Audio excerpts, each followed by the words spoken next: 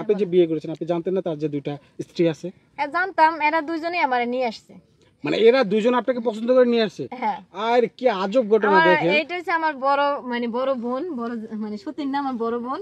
তো আর এটা হচ্ছে মেজো, এরা দুজনেই দিয়ে আমারে নিয়ে আসছে। মানে আপনারা তিনজন সতীন হলো বোনের মতো, বড় বোন মেজো বোন আপনি ছোট।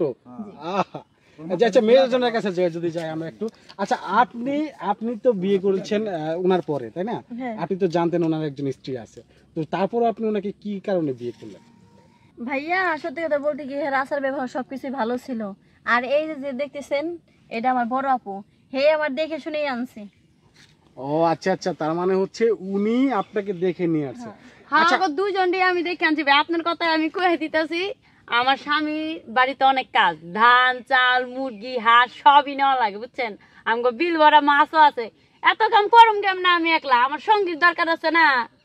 ও আচ্ছা আচ্ছা, তার মানে হচ্ছে আপনার সংসারের কাজ ভাগাভাগি করার জন্য নিজে থাইকে দুইটা বিয়ে করাই নিয়েছেন। হ্যাঁ তারপর আপনাদের ভিতরে এত মিল?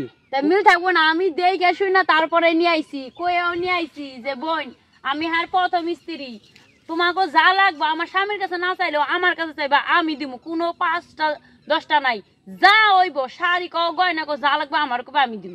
আচ্ছা আপনাদের কি সব কিছু তিনজনের সমানভাবেই দেয়? হ্যাঁ মানে আপনারা যে দর্শক আপনারা যারা ভিডিওটা দেখছেন, মানে কি আজব একটা ঘটনা। মানে দেখেন যে বড়জন মেজজনকে নিয়ে আসছে, আবার মেজজন বড়জন মিলে ছোটজনকে নিয়ে আসছে, আর ওই যে পিছনে যে লোকটাকে দেখতে আসছেন সে তো মহা খুশি।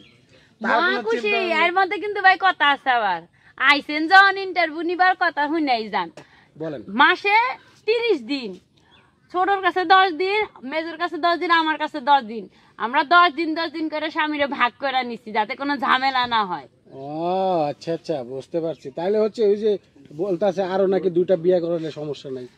হ্যাঁ কোনো সমস্যা নাই, আমার বাড়িতে তো কম কাজ নাই আর কম খাওয়া দাওয়া নাই, আল্লাহর রহমতে আমার স্বামীর অনেক আছে, আরো 2টা বউ খাওয়াইতে পারবো, কোনো সমস্যা নাই।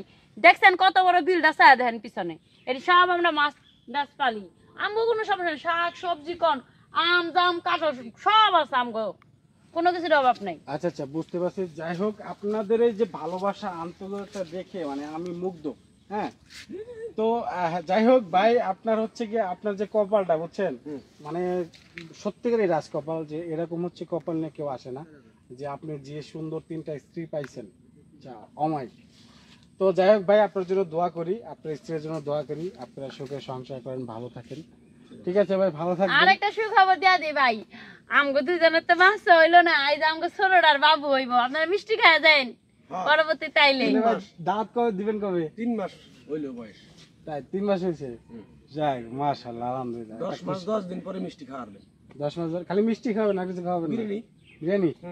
আচ্ছা দিব না তখন বেশি বেশি বুঝেন না, এজন্য না। তাহলে আর কি করতেছো তুমি? এটা ডিসেম্বর মাসের শেষ দিকে হবে, তাই তো? হ্যাঁ ডিসেম্বরের শেষ দিকে, বুঝতে পারছি। তো যাই হোক, ভালো থাকেন, আজকে বিদায় নিই, দেখা হবে ডিসেম্বর মাসে, আপনার মিষ্টি খাইতে আসবো। আচ্ছা ঠিক আছে, ভালো থাকবেন, আল্লাহ হাফেজ।